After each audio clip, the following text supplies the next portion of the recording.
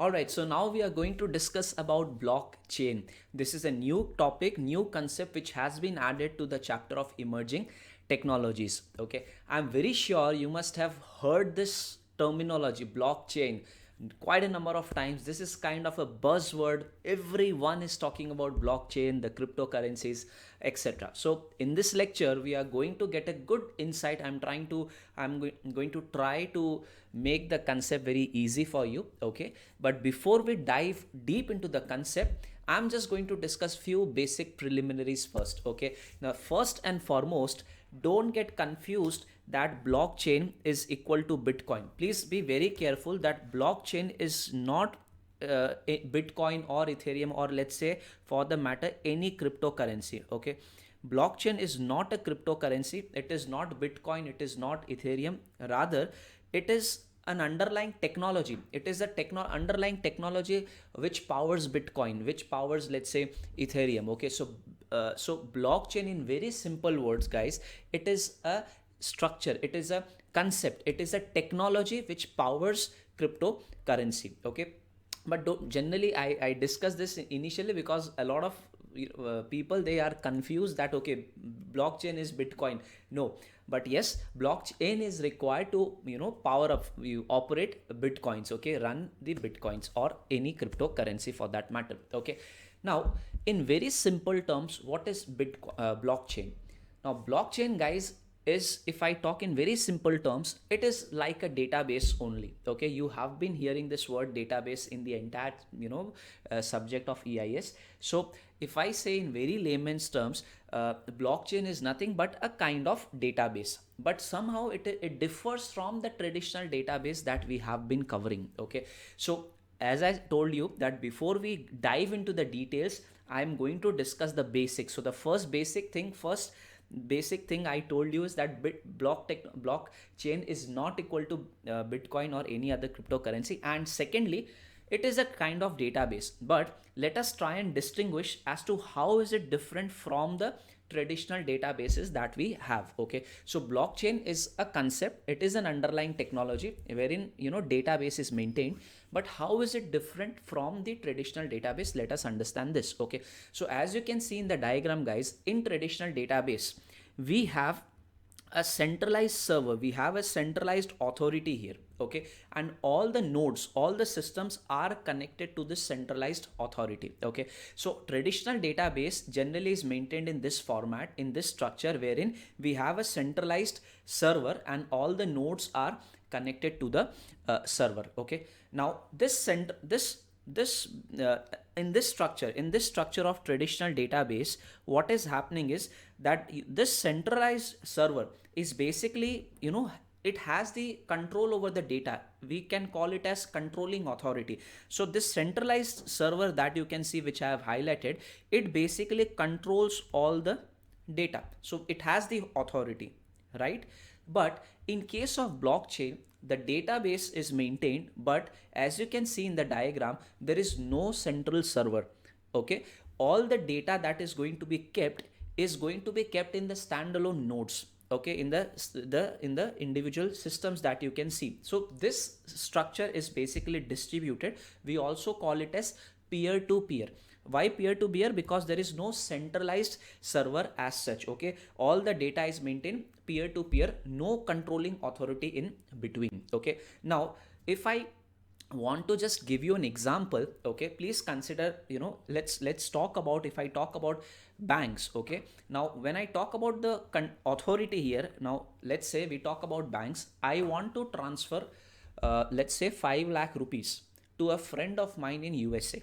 So of course I'll have to go through some authority in between. Okay, probably I'll have to approach my bank.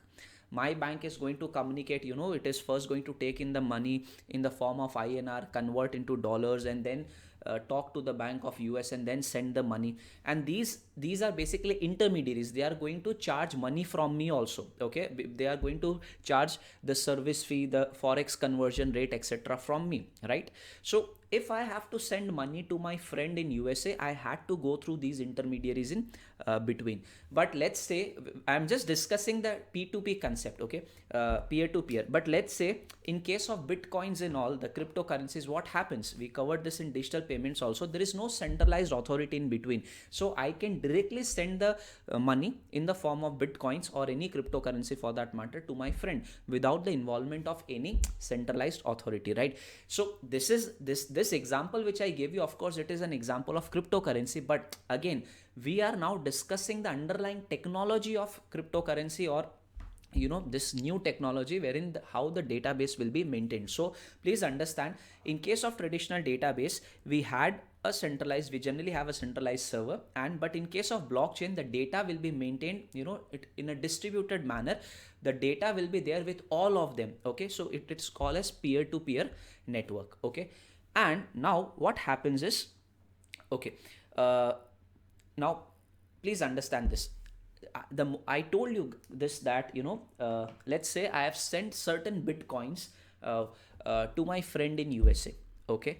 Now of course the bitcoin, the ones who are the entire database of this will be maintained, that this was a transaction. Let's say I had 100 bitcoins in my wallet and I have sent one bitcoin to my friend. So now of course the transaction will need to be recorded somewhere, and of course my wallet amount also needs to be updated. From 100 it will now come to 99 because I have transferred one bitcoin to my friend. So the all these transactions are now recorded. Of course it is going to be recorded, but it is now recorded using the blockchain technology. Please be very clear on this. Bitcoin cryptocurrency is different.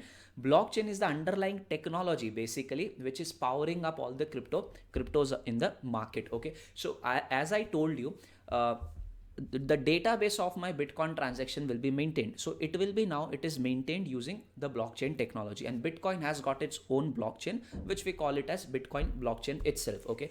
Like for example, there can be other blockchains also, like ethereum is there, ripple is there, okay? So blockchain is a technology which is powering up these cryptos, okay? And there are, of course, the usage is not limited to cryptocurrencies. In this discussion we are going to understand that blockchain technology can be used for wide variety of transactions and recording a good amount of different varieties of data, okay? But for the time being, let me first again go back to this aspect, that how is keeping database in blockchain different from the keeping of database in traditional database, okay? So I told you this, that blockchain is P2P, there is no centralized authority. And in case of traditional database, because I told you that this central authority, they control the data, they have the control over the data. So under traditional database, 4 functions are allowed. I mean, you can create new data, of course, somebody can read the data can be updated also, and the data can be deleted also. The data can be deleted. So these are normal functions. Of course,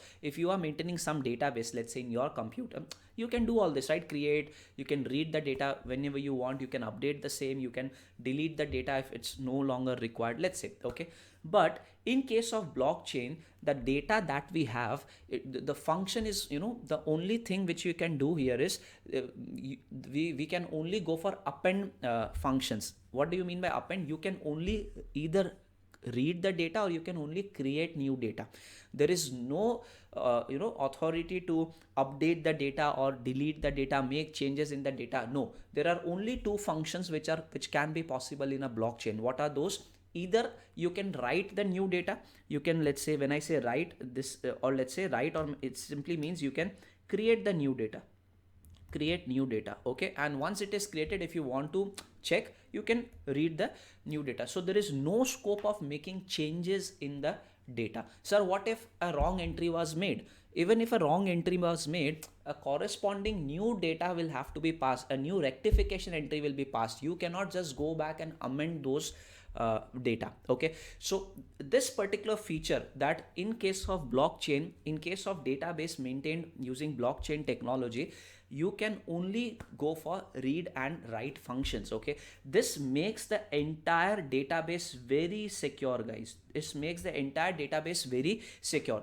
Because you know why? What happens in case of traditional database, this central database here has the authority, right? So they can, tamper with the records, they can change the records because they have the authority, they have the power, they can manipulate the data also. But manipulation of data is not possible in blockchain. It is not possible because I told you, the only function allowed here is to append, basically, which simply means you can write new data, or you can read the old data. There is no scope of, let's say, making changes to the data. Of course, if there are requirement to make changes, you pass on new entries, I mean new data will be added there. Okay, let's say a kind of rectification entries. Okay, so this is just an overview which I gave you, the difference, between keeping database using blockchain technology, and as compared to the keeping of databases using the traditional architecture of server and client. Okay, all right. Now I hope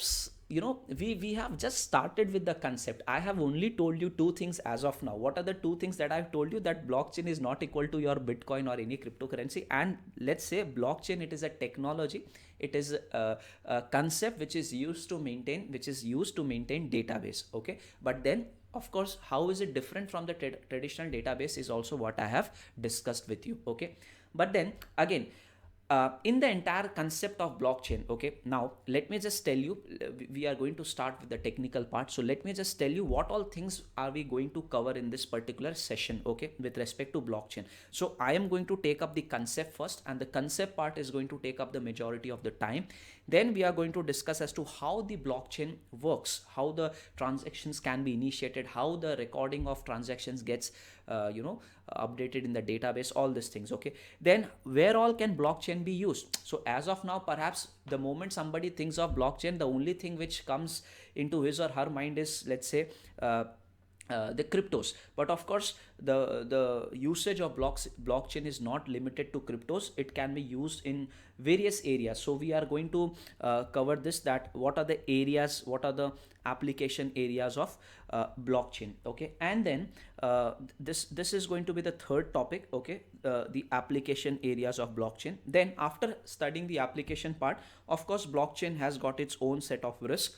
We are going to learn about the risk in this particular technology, and then some controls also. So in all, guys, we have to cover 5 topics: the concept, how it works overall, application areas of blockchain, then the risk and the controls portion. Okay, so let us now start with the technical aspect. Let us now start with the concept of blockchain. Okay, so what is blockchain? So if I talk in very simple terms again, guys, blockchain, you all know this, that it is a technology to maintain data. Okay, now data here, if you can see, why are we calling it blockchain? Okay, so please understand, it says blockchain is a chain of blocks consisting of data sets. So you can see the different blocks here. We have block 1, block 2, block 3, and all these blocks are basically connected with each other, and it's, let's say, through this chain. So we call it as block chain. There is no chain as such, but yes, we'll understand that how the connectivity takes place between the different blocks. Okay,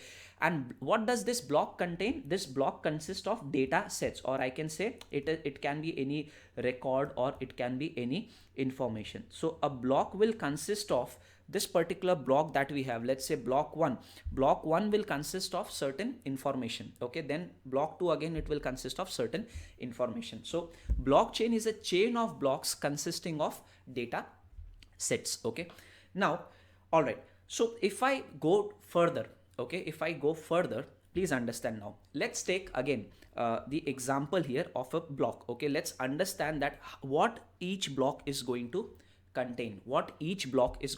Of course, it is going to contain the data, but apart from the data, we have some other things also which the block will have. Okay, now what are the things? Please understand, this particular block of data, if I talk about an individual block of data, okay, what are the what all things will it basically comprise of? So we have got 3 things. The block will contain the data or the information. Then we have something called as hash, and then we have something called as hash of previous block. Sir, what are you saying? Everything is going over our heads. Of course, please listen to me very carefully. It is going to be very simple, don't worry. Okay, so I am discussing that, what I just told you is that blockchain is a chain of blocks, of course, and these blocks contain some sort of information and data. So now we are diving deeper, that okay, what does this block consist of? Okay, so the block consists of 3 things: data, hash, and the hash of previous blocks. What is hash? We'll come to it, okay? But then let's understand that what kind of data can be there in this particular block, okay? So it says each block in a blockchain consists of some data, the hash of the block itself. So we have got three things: the hash, that, and the hash of the previous block, okay? Now, what kind of data is going to be stored in this particular block? It depends on the kind of blockchain. It depends on the type of blockchain. Now, for very simple example, the Bitcoin blockchain, if I talk about the database, if I talk about the blockchain database which is used for Bitcoin, the Bitcoin blockchain, for example, it will store the transaction detail, of course, such as the sender, the receiver, and the number of coins. So if I talk about, let's say, if I, for the sake of example, if I talk about data, okay, if I take the example, let's say we are discussing about the Bitcoin uh, uh, this blockchain, okay? So Bitcoin blockchain will consist of, when I talk about data, of course it is going to consist of the data will be about a transaction. So let's say from whom the money was, from whom the coins were sent, to whom, from, to coins, the number of coins that were sent, all these things will be a part of your data, okay? From, let's say the coin was belonging to Mr. A, it was sent to B, and how many coins? Let's say 5 coins, okay? So this is what the Bitcoin data will have, okay? Now please understand this, guys, that again, let me tell you that the discussion with respect to Bitcoin blockchain is not restricted to only cryptos. It's not restricted to only, let's say, the transactions of bitcoins, okay? Let me just give you another example. Now let's say this particular block, it is for NFTs. If you must have heard, non-fungible tokens, okay? Non-fungible tokens, again, it is based on the blockchain technology. Now if I give you a very small insight, let's say I create a picture or a GIF, and people can buy it. It is more of a crypto asset, okay? People can buy it. So the selling and buying of NFTs, the selling and buying of non-fungible tokens, again, all the data needs to be maintained, right? That this particular NFT, if you must have heard about the crypto punks and all those monkeys and all NFTs, right? So if a particular NFT is there, who bought it, at how much price was it bought, again, if he sells it, so at what price is it sold, all these things, all the data will be maintained, right? So what kind of data will be maintained in a blockchain depends upon the type of blockchain. Like for example, the NFTs I discussed about right now, most of the NFTs are basically working, Ethereum, on the Ethereum blockchain. The Ethereum blockchain is a much powerful blockchain technology. It not only covers the Ethereum cryptocurrency, but rather many other things like NFTs, etc. Okay, now it can be, let's say, I told you, we'll cover this up later also, that blockchain can be used to record a person's medical history, medical records. It can be used to keep record of the land, okay? So let's say if it is a blockchain which keeps maintained by the government, which keeps details of all the land records. So who bought this land, when was this bought land, at what price was it bought, then in 2022 who bought it, whom it was sold to, all this data will be kept. So in very simple terms, when I say that what kind of data will be there in a block, okay, it depends on the type of blockchain. If it is an NFT blockchain, of course, details with respect to non-fungible tokens, all those digital arts will be there. If it is a cryptocurrency a blockchain, details of transaction will be there. If it is a blockchain with respect to keeping of land records, of course the details of land will be there, right? So again, let me just tell you, the data stored inside the block depends on the type of blockchain, okay? Now what happens once a block is created? Okay, please understand, its hash is calculated. Now what is hash? Okay, so hash is, if I tell you, okay, hash is a kind of a encryption, okay? Mostly all the blockchains, they use something called as, this technology is being used, SHA 256. I'm not going into the details, don't worry, okay? But then this is a algorithm, this is a technique which is used for encryption. So hashing is basically a one-way encryption, okay? It is a one-way encryption. I'll tell you more about it. So once the data, once a block is created, and it is encrypted, okay, a hash is created. So hash is like a fixed set of numbers and alphabets we are going to get, okay. So what happens now, please, I'll just give you an example, okay. Let's say yeah, I'm just writing a sentence, okay. I owe you, let's say, uh, rupees 10,000. Okay, now this is a sentence, okay. If I want to go for hashing, if I want to encrypt this using SHA-256, probably some numbers and figures will be generated. Let's say I'm just writing randomly, okay. Don't uh, I mean treat it that it is an actual hash, okay. So it can be, let's say, FV 37 HK, something like this, okay. Let's say it is a big number, but for the sake of understanding I have only used 7 numbers, okay.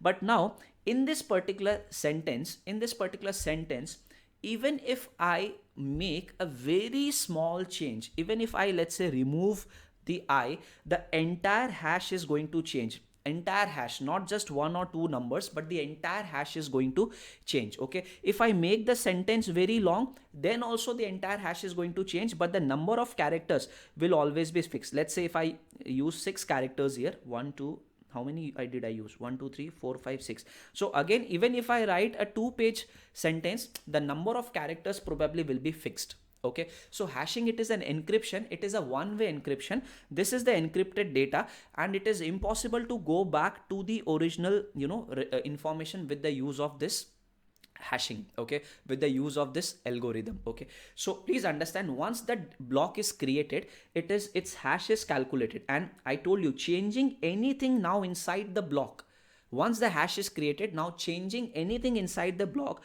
will cause the hash to change. So I told you, if you make the slightest of the changes, this hash number which has been created, it is going to change, okay. Now in other words, hashes are very useful when you want to detect changes to the block. So this concept, if any person will make any change to the block of data, its hash is going to change. So this all the way, makes the concept of blockchain technology very secured, okay. Because of the use of hash, because of the use of cryptography here, the technology is very, very much secured, okay.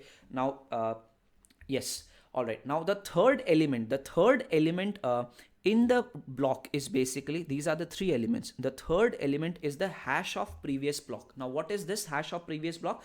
It says the third element inside each block is the hash of previous block.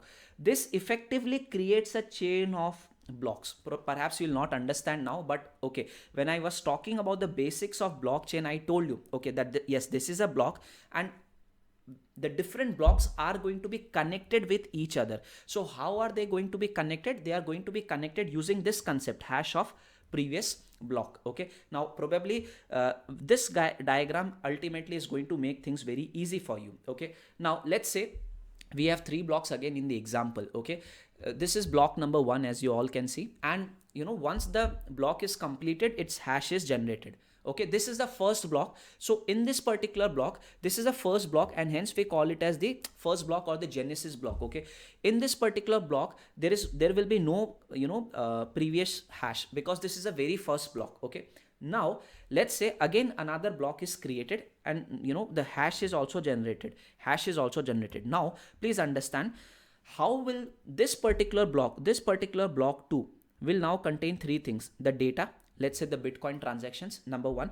Then after the data is loaded, the hash will be created, which is again I have highlighted, and this block will also contain the third element, which is called as the previous hash, okay. And this previous hash is nothing but the hash of block number 1. Similarly, in case of block 3 also, there will be 3 elements: data, the hash, and the previous hash. So you can see how the previous hash are connected with each other. Now this connectivity within the blocks is only happening because of the previous hash. There has to be a match. The hash of block 2, let's say the hash of block 2 should match with the details of previous bash, this hash, and if there is a matching, then only the blocks are going to connect, okay. So if I tell you, if I go back to the basics of blockchain technology, it says that they are, it is a chain of blocks. So how the chain is connected, The two blocks will connect to each other if the hashes match. Okay, the hash of block number 2, basically the details of previous hash mentioned in block number 2 should match with the hash of 1, as you all can see in the diagram. Okay, so let me read the point. Here we have a chain of 3 blocks, as you can see. Each block contains its own hash and the hash of the previous block. So block number 3 points to block number 2 and block number 2 points to block number 1. See, you can see here, right? I have highlighted, right? So there is a connectivity. How the connectivity, the chain will be established using the hash. Okay, now the first block is a bit special as it cannot point to previous blocks because it is first block. Of course, there is no previous hash, so we call it as what? Genesis block. It is called as Genesis block. Okay, now again, sir, this is very complicated. Of course, I mean, of course, you don't understand hash and all. If you don't understand hashing, of course, it is going to be complicated. But try and understand how secure it can be. Okay, why is this hash created? Perhaps now you are going to understand. Okay, please understand. Please be very attentive. Now, let's say if somebody wants to now temper with the records, if somebody wants to make certain changes, let's say in block number 2. So I told you, the moment you make the slightest of the change in a block, the corresponding hash is going to change. So let's say you can see a malicious person here. Okay, so somebody tried to make changes in the block. So as soon as he made the change in the block, the hash, initially it was 6BQ1, now it has got changed to H62Y. Okay, let's say. So now what is going to happen if some perpetrator, if some malicious person tries to make any change in the data, the block, of course, the hash of the block will change. But then when the hash of this block changes, the connectivity with all the subsequent blocks will now be, compromised. Why? Because the data, I mean the details of previous hash in this block 3 will not match now.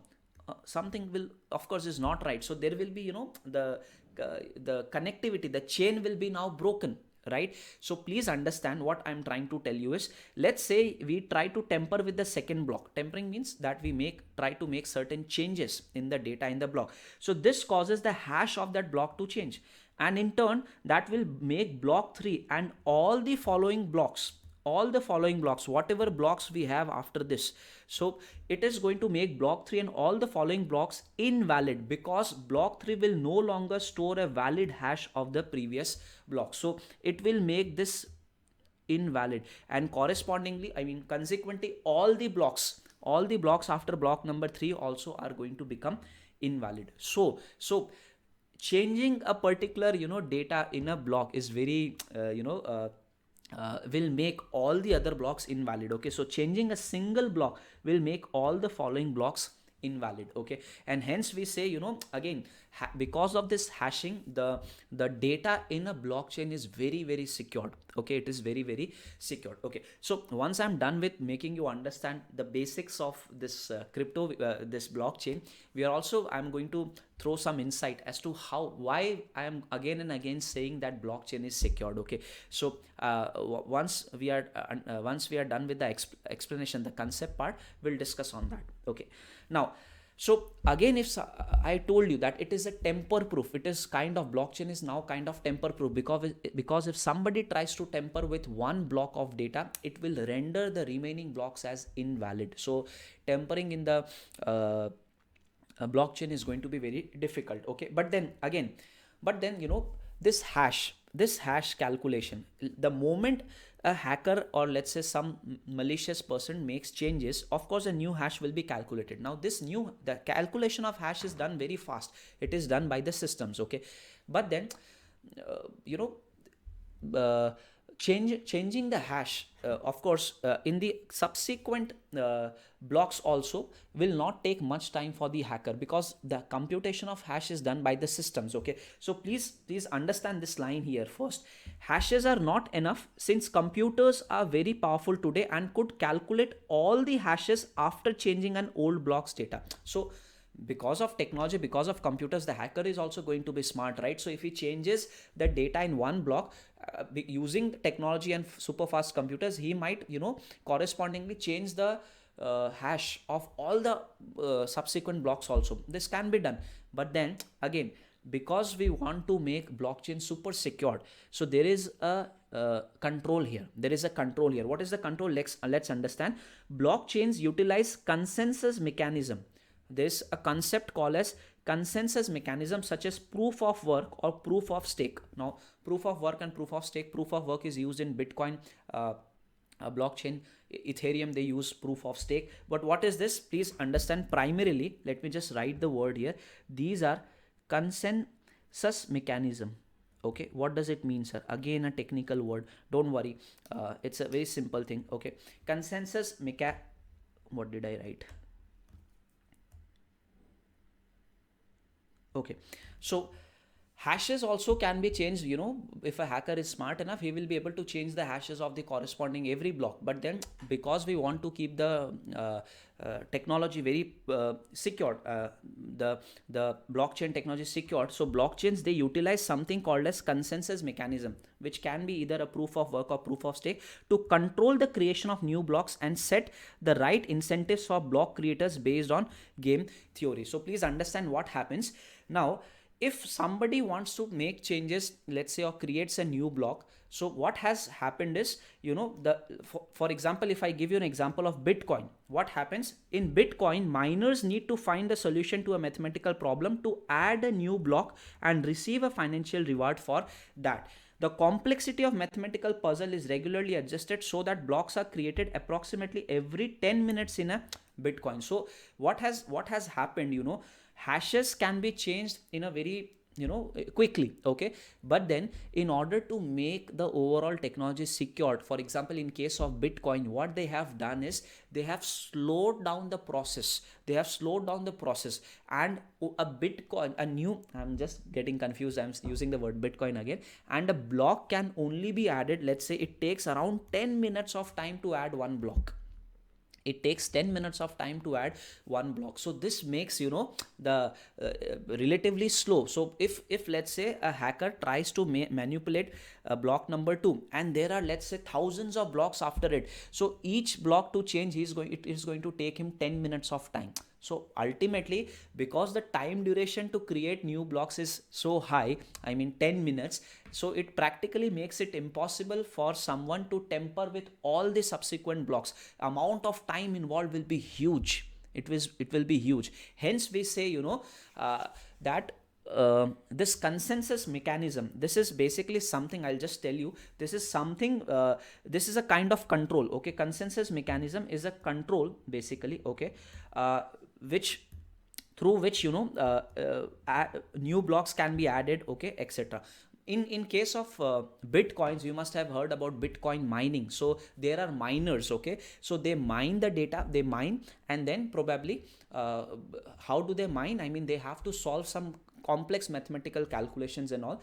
Once they solve it, then probably the new blocks are added. New blocks can be added to the database, to the existing blocks. Okay, so this mining, creation of new blocks, approximately takes 10 minutes of time. Okay, so it becomes impossible if there are many blocks. Of course, if there are many blocks, it becomes impossible to change all the blocks. Okay, so please understand how is now, if I talk in again very simple terms, I have been saying you that blockchain is secured. Okay, so if I talk about blockchain security, how is blockchain secured? Number one point which I told you is basically it uses hashing. It uses hashing, or I can also say it is based on cryptography. That means there is encryption. Okay, but encryption alone is not enough, because I have told you, because if a hacker hacks into a particular block, he wants to tamper the data. The hashing is done through systems, so changing hashes of all the subsequent blocks will not take much time. But again, to make the entire blockchain technology more secure, we have something called as consensus mechanism. Consensus mechanism is basically, again in layman's term, if I say every node, let me go back to the diagram here. If you can see, yeah, if somebody wants to let's say this is the blockchain. If somebody wants to add a new block, every node in this particular infrastructure must agree. This is consensus basically. Every node, these are nodes, right? Every node must agree to add that particular block. Okay, so I'm not going into the details of how consensus mechanism works, because it is different from for all the blockchain technologies. I told you, like Bitcoin, it uses proof of work concept. Ethereum, it uses proof of stake. So there are different consensus mechanism available for different technologies, for different blockchain technologies. Okay, so now please understand. So I was discussing as to how the blockchain is secured. So if we talk about the security aspect in blockchain, it is there because of hashing, number one. Second, because of the consensus mechanism. There cannot be, a block of data can only be added when everyone agrees to it. Okay, so we have something called as consensus mechanism. Any changes and all, of course it cannot happen. Okay, any new data, fake additions and all cannot happen, because it requires consensus. So hence I say blockchain is very secure. And again, the third reason for blockchain to be very secured is because it is a distributed network, guys. It is distributed network. It is based on peer to peer concept. Okay, it is not dependent on one controlling authority. Had it been dependent on one controlling authority, that controlling authority can become corrupt and make changes in the data, but nobody will can question also, right? But in case of blockchain, because there is no centralized authority, because it is a distributed network, because there is no centralized authority, it is much more secured. Okay, so these are the three underlying reasons, guys, as to why I am calling blockchain as secured. Okay, now I went into the details. Of course, it is not possible for you to understand. I mean, it will be beyond the scope of our discussion now if I go into the discussing what is proof of work and all. But then please understand in very layman's terms, if there is a new block of data added, it needs to be verified first, that whether it is legitimate or not, genuine or not. And for that we have something called as consensus mechanism. And the miners, the Bitcoin miners, if some new block of data is added, we are going to learn about it now. If some new block of data is added, they basically have to solve some complex mathematical problems and all. And then once they verify it, it is sent to all the nodes. Okay, so I'm going to discuss about this in the next topic, how blockchain works. Okay, but for the timing, I hope we were able to discuss the concept of blockchain, of course, but not in much detail, in a superficial manner. Okay, I'm restricting to what is there in your ICI material. Okay, but yes, I have of course gone through a lot of extra concept here, because without understanding this, it will be very difficult for you to grasp the concept of blockchain. Okay, now let us read the text. Probably now you are going to understand. Okay, so blockchain is a system of recording information. Okay, so of course I told you it is a system of recording, maintaining database. Okay, in a way that it makes it difficult or impossible to change or hack the system. So I have told you three reasons also why blockchain is secured. Number one, it uses hashing. It is a form of encryption, cryptography. Number two, there is a concept of consensus mechanism, proof of work. Okay, and thirdly, because it is a distributed network, P2P, it is way much secured as compared to a traditional database. Okay, so it says blockchain, sometimes referred to as distributed ledger technology. Of course, it is maintaining ledgers, right? When I talk about financial transactions, when I talk about Bitcoin, let's say Bitcoin blockchain, if I talk about, of course it will maintain how many Bitcoins did I have in my wallet, how much did I send it to my friend, how much Bitcoin did I receive. So it is kind of ledger, but this is a distributed ledger technology. It is a shared P2P, peer to peer, and decentralized. It is decentralized. Decentralized simply means there is no centralized authority here. So it is decentralized, it is distributed, it is P2P, and it is shared. It is an open network. Anyone on the internet can be a part of this Bitcoin blockchain. Now Bitcoin is a public blockchain, so if you want to be a part of it, you can also become a part of it. Okay, so it says blockchain, sometimes referred to as distributed ledger technology, is a shared P2P and decentralized open ledger of transaction system with no trusted third parties in between. There is no third party involvement. Like for example, I told you, if I have to send money to my friend, there might be third parties in the form of banks, government may be a third party in between. But in case of blockchain, there is no third party. No, there is no particular company who's maintaining your database. Rather, any person who has, let's say, strong, let's say, good computers and all, they can become connected to this blockchain. Okay, so the decentralized network refers to a network which is not controlled by any bank, corporation, or government. I've already told you this. Okay, and blockchain generally uses a chain of blocks, which each block representing the digital information stored in public database. So it uses a chain of blocks. Okay, now please understand, if in the exam something is asked about blockchain, if you cover this much, it is going to be enough. But again, only discussing this would have not been sufficient for you to understand what blockchain is, for you to be able to distinguish between the blockchain database and the traditional database. That is why I have I discuss so many different aspects with you. Okay, and I had to discuss about the hashing, I had to discuss about the concept of consensus mechanism, and about the structure. Why? Because of these three things, we say that blockchain is relatively secured. You are going to understand why blockchain is secured, because of these three aspects. Okay, all right, now coming to the next topic. Okay, coming to the next topic here is how does the blockchain work. Okay, so we are going to understand this with the help of a very simple diagram, and perhaps now it is going to be very easy for you. Okay, so how the blockchain works. Number one, a transaction is requested. Let's say I have got 1000 bitcoins in my wallet, and I wish to transfer 1 bitcoin to my friend. So a transaction is requested. I have requested for a transaction. Okay, now a block that represents the transaction is created. A block will now be created. Okay, but then the block will be sent to every node in the network. It will be given to every node. Please remember, the data is, a particular block is shared to each and everyone who is connected to the blockchain. The data is not copied, rather it is shared to everyone. Now what is going to happen? The different nodes will validate the transaction. And when I say the different nodes will validate the transaction, in terms of Bitcoin, it simply means mining. Bitcoin mining. And how do the Bitcoin miners, they mine the Bitcoin? They basically have to solve complex mathematical problems and all. Okay, and whosoever, please understand this, let's say a block of data is received. Okay, a block of data is received, it will be sent to everyone.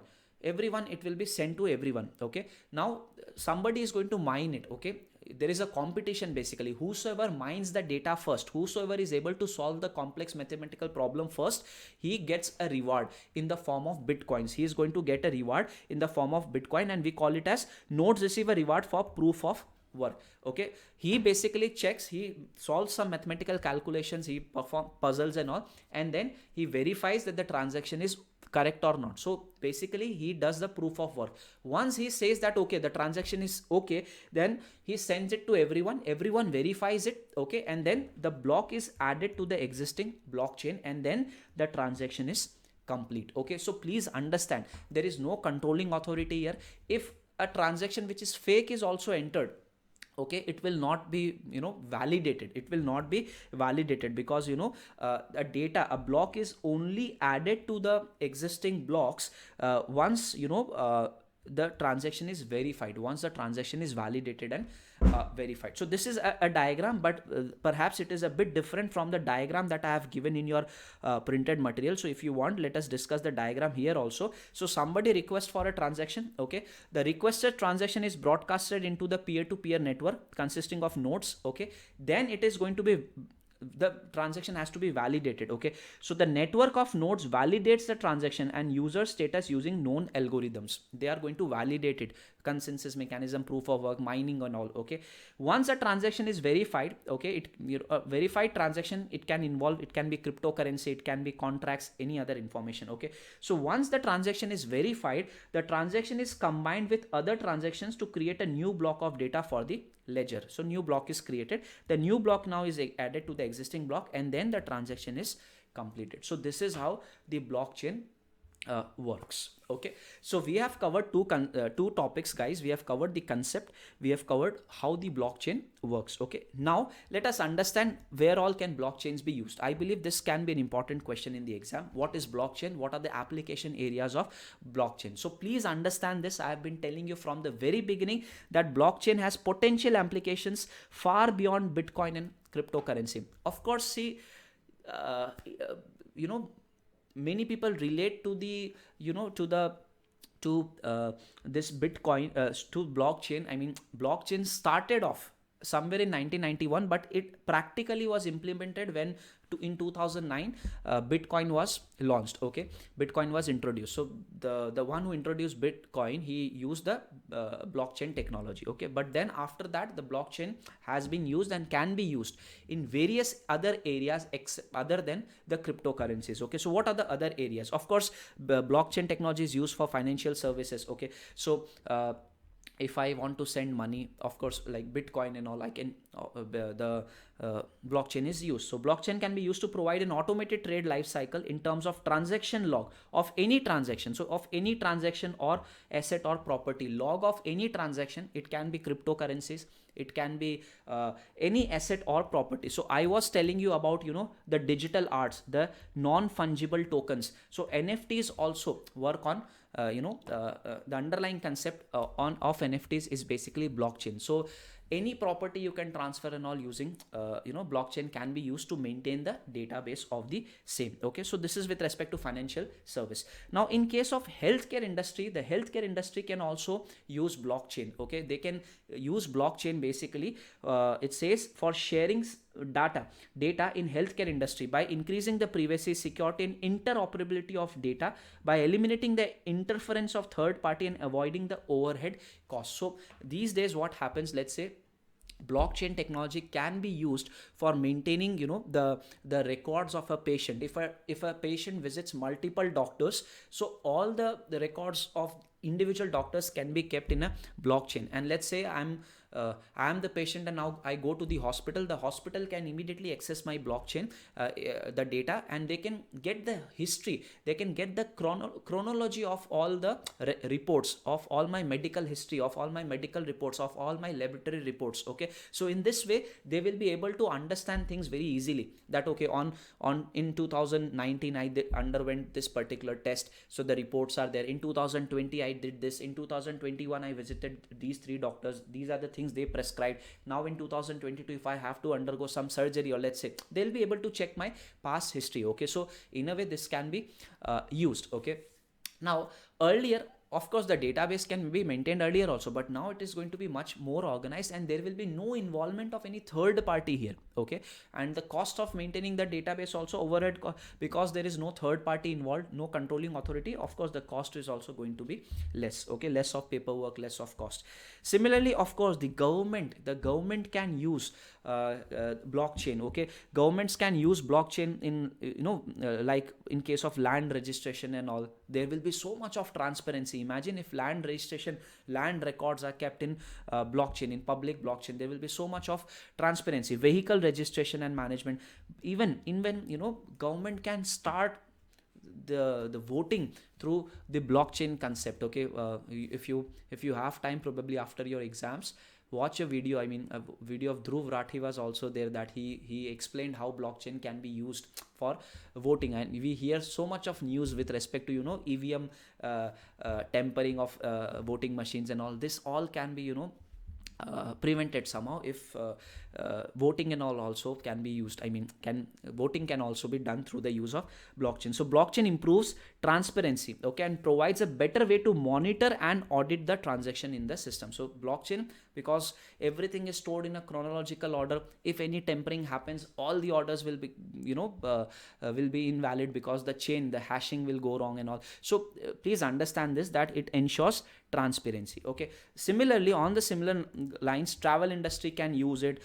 It can be used for economic forecasting also. Okay, I told you about decentralized voting, stock trading, whatever trades had been executed, all the trade records and all stock trading and all can be maintained. Apart from these guys, there are n number of things for which, blockchain can be used. It can be used to keep a record of supply chain management. I told you about the most happening thing as of now, the NFTs, non-fungible tokens, the digital arts. Okay, so blockchains, the usage has gone far beyond the cryptocurrencies. Okay, all right, so these are certain areas, application areas of the blockchain. Okay, now again guys, if you hear the word blockchain, don't panic and all. It is a technology used to maintain database. It is a concept, it is a structure, new structure of maintaining database. This is what blockchain is all about, and I've tried my best, in a very short span of time, because you are not very technically, upgraded. But yes, being chartered accountants, okay, and being future chartered accountants, you should be well versed, at least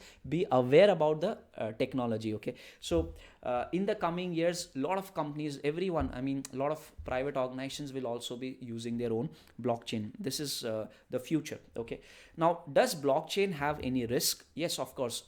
With whatever advantages we have covered, blockchain comes with its own share of risk also. So what are the risks in blockchain? Let us understand first thing. Okay, now I told you this guys, that in blockchain, there is, if I talk about blockchains. Okay, now, okay, before I start with the risk and control parts, let me just tell you something very which is not there in our syllabus. But if I talk about blockchains, okay, there can be different types of blockchain guys.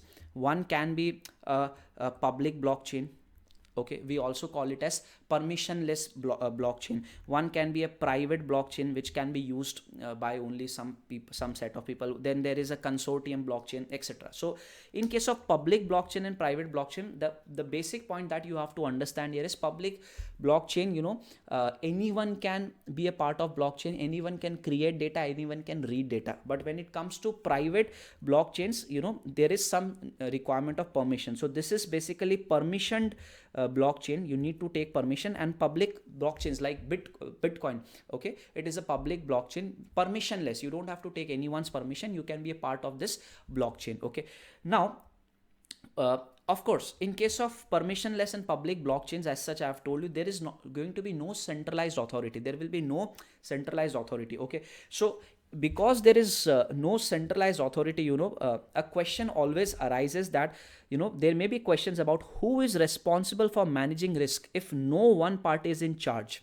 Whatever risk, okay, who is going to take care of the risk? First thing is, because there is no controlling authority, there is no we have covered that, public blockchains, the blockchains are decentralized, distributed, so there is no controlling authority, there is no centralized authority. So who is going to take care of the risk? And who is going to take accountability? How proper accountability is to be achieved in a blockchain? And this particular point, it is more prevalent for public blockchains. Okay, all right, so the first point is basically, with the risk, is basically who is going to be responsible for managing the risk, number one, and who is going to take the accountability if something goes wrong. This is a public thing. Okay, all right, now again, a point which is similar to this, again, in the absence of any central authority, there is no central authority again to administer and enforce protocol.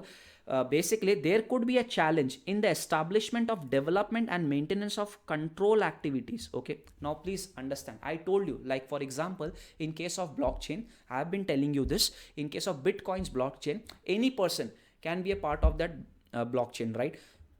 It is a P2P network. It is a permissionless blockchain network. So any person can be a part of it. Even I can be a part of it. But then I am just a general member from the public. But because I'm a part of the network, I have to be aware about the controls, IT controls also. But because there is no controlling authority, basically it says users of public blockchains, I am the user, let's say, users of public blockchains find it difficult to obtain an understanding of the general IT controls which needs to be followed or implemented to increase the effectiveness of the overall blockchain. Okay, so I perhaps will not be able to understand or implement the general IT control. So this is also a risk, that because in case of public, that is why please understand, though the institute has not discussed what are the different types of blockchain, but they have mentioned it here. Users of public blockchain will specifically find it difficult to obtain an understanding of the IT controls which needs to be implemented. Okay, so first 2 points are with respect to lack of, in the absence of any central authority. Number one, what did I tell you, that who is going to take the accountability, who is going to manage risk. Okay, and in case of public blockchains, because any member of the public can be a part of blockchain, they might not be well aware about the controls, IT controls that needs to be followed or that needs to be implemented. Okay, all right. Next is basically again this point. A blockchain involves humongous data. Of course, see amount of data that is going to be added, the amount of data in case of NFTs, cryptos. The blockchain involves humongous data getting updated frequently. Risk related to information overload. Information overload could potentially challenge the level of monitoring required. So there is huge amount, voluminous information. Okay, so now because the volume of transactions will be huge, of course in the coming years it is going to increase all the way more. So how will people monitor this transaction? So it says there will be a challenge, it could potentially challenge the level of monitoring required. Furthermore, to find competent people to design and perform effective monitoring controls may again prove to be difficult. So monitoring can be a problem. So this point is with respect to monitoring. Who is going to monitor all the transactions? Who is going to monitor the data? Okay, because why? The data is huge, voluminous, information overload will happen, and ultimately how will the monitoring take place? Because there is no control centralized authority again as such. Okay, so monitoring is a problem. And one more point, guys, I told you that the transactions, the data in a blockchain database is reliable because of three things. Okay, let me take you back to the points. Okay, I told you because they use hashing. Okay, because they use something called as consensus mechanism, wherein any block of data will be added to the existing database only when everyone gives consensus, wherein everyone agrees. Okay, so this is something called as, there is a concept called as proof of work. I'm not going into the details. Okay, but now if this consensus mechanism itself is tempered, if this is compromised, if this is violated, of course the data which will now be added to the blocks, I mean the new blocks that will be added to the blockchain will not be now reliable, right? So we have this risk also. Please understand this. That is why I was keen on making you focusing on the word consensus mechanism here. Now perhaps you will understand it when we are covering risk number 2. It says the reliability of financial transaction is dependent on the underlying technology, and if underlying consensus mechanism has been tampered with, it could render the financial information stored in the ledger to be inaccurate and unreliable. If the very consensus mechanism, proof of work concept and all is only tampered with, then you can't even imagine the amount of inaccurate data or incorrect data that might be added to the blocks, I mean that might be added to the blockchain. So this is always a risk, right? So we have covered 4 risks. What are the 4 risks? Number 1, 2 points, 1 and 3 is with respect to lack of absence of controlling authority. Third point is because the transaction is huge and of course it is going to increase all the way more in future. How will the monitoring take place? And if the consensus mechanism is tempered with, then you cannot rely on the data. So much of inaccurate and unwanted data might be added to the blockchain. So this is always a risk. Okay, all right. So having understood the risk, now let us come to the controls part. Okay, now again this controls part, perhaps let me just discuss with you again. I told you this blockchain can be of different types. I gave you the example like public blockchain, wherein you don't need any permission, we call it as permissionless. Then it can be a private blockchain wherein some form of permission is required. Then a consortium blockchain is also there, hybrid blockchain is also there. I'm not going into the details, but let's say what I'm trying to tell you is, organizations, let's say we are a big organization, we can have our own blockchain and we can give access to limited number of people from our entity to access it.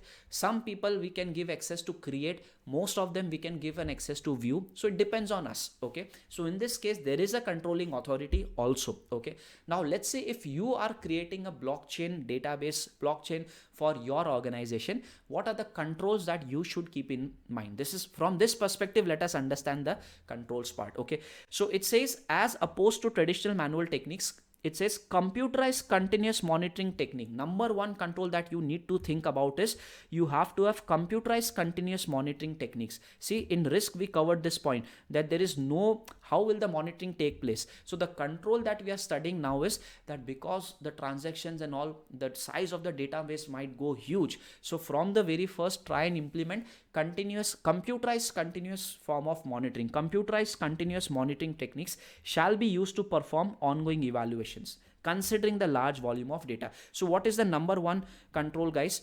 Please understand the word. There has to be computerized monitoring. Okay, manually it will not be possible, and computerized monitoring also on a continuous basis. This is a control. Okay. Second, suitable data analytics procedure shall be developed to identify and obtain relevant and quality data from the blockchain so that it can be used to process, so that it can then be processed into information and subsequently used by management for decision making, etc. So if, let's say, an organization is maintaining a blockchain, so there has to be suitable processes that from those blocks, from those blocks relevant and quality data can be taken out, and these data can be processed into information so that it helps management to take decisions. Okay, so ultimately just by keeping blockchain, we need to have a mechanism that out of the blocks relevant data. Okay, so if I say what is point number 2 about, so from the blocks, okay, if from the blocks relevant data and quality data should be identified and obtained. Okay, relevant data should be obtained, then it should be processed so that we can convert it into meaningful information.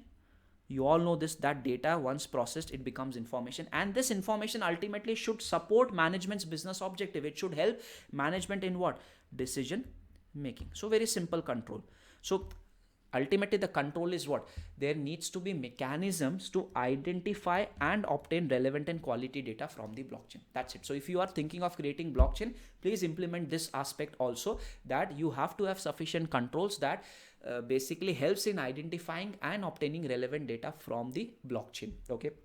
All right. Then third part, communication methods shall be developed to ensure operational changes and updates relating to the use of blockchains are communicated to appropriate people. So if we are maintaining a blockchain and if we make some changes in the technology of blockchain, not the data, of course not the data, but if we make certain updates to the entire blockchain technology, if we make certain changes to the entire blockchain technology, we have to have proper communication methods so that whatever changes we are planning to incorporate, it is communicated to the appropriate people.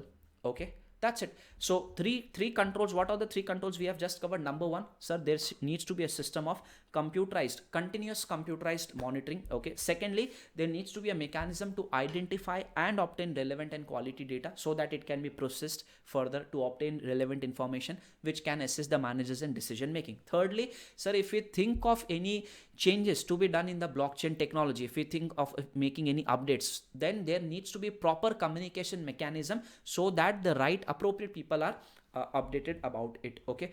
Then again, yes, you have to, this was a point with respect to computerized monitoring, right? But then again we have a point here that the unique concepts of blockchain, unique concepts such as the hashing, the consensus protocols or mechanism. Okay. Basically you need to keep on assessing them. It needs to be assessed thoroughly. You need to continuously keep on assessing them. The unique aspects of blockchain, all these things needs to be thoroughly assessed. Okay, it says because overall it says all those factors which contribute to the health, governance and reliability of the blockchain should be assessed thoroughly. So whatever unique aspects we have in the blockchain, let's say the consensus mechanism, the use of private keys, perhaps I did not use the word here because this is something, let's say, related to hashing. When we hash two private keys, public keys, encryption can be used. We generally public key infrastructure is used. So let's not get into these but the details here. But then what I'm trying to tell you is all the key aspects of blockchain which basically is with respect to the health of the overall technology, the governance of the blockchain, all this needs to be assessed thoroughly. All this needs to be thoroughly assessed. Okay. And once an organization, when an organization is planning to, let's say, develop their blockchain, it says both internal and external auditors, these are not the financial statement auditors, right? So both internal and external auditors should be engaged in discussions during the development or identification of a blockchain, so as to make the management understand typical auditability issues associated with the use of blockchain. So this is again a control measure, that if some organization is thinking of coming up with their own blockchain, so involve the auditors initially, so that they are able to tell us that okay, these are the crucial areas which would require continuous auditing, monitoring, etc. Okay. So with this, guys, we are done with the controls portion. Also 5 points with respect to control. Again, number one, continuous monitoring should be there. Second, there has to be some mechanism wherein you know relevant data can be taken out from the blocks, okay, and then processed into information, and which will assist the managers in decision making. If the organization is planning to update the blockchain technology, make any changes to the blockchain technology, not the data, okay, the technology, then communication needs to be done to all the relevant authorities. Okay. The whatever aspect, basically with respect to the health of overall technology, with respect to the governance, maintenance, etc., it needs to be properly assessed.